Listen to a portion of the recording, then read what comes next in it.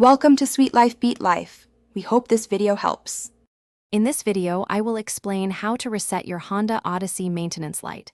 First, ensure your vehicle is completely off. Locate the trip odometer reset button on your dashboard, usually near the speedometer. This button is crucial for the reset process. You'll be using it to interact with the car's system. Get ready to press and hold it firmly. With the ignition off, press and hold the trip odometer reset button. While still holding the button, turn your ignition key to the on or position 2 setting. Do not start the engine. The dashboard lights will illuminate, but the engine should remain off. Keep holding that button down steadily for the next step.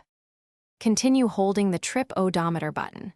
After about 10 seconds, you will notice the maintenance required light begin to flash. This indicates the system is recognizing your input. Keep holding the button until the light turns off completely. Once it's off, you can release the button. This signals the reset is complete.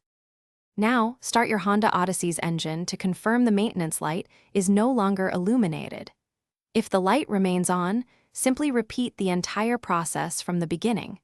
Sometimes it takes a second attempt to ensure the reset is successful. Performing regular maintenance helps prevent this light from appearing too often. Thanks for watching. Consider subscribing if we helped you.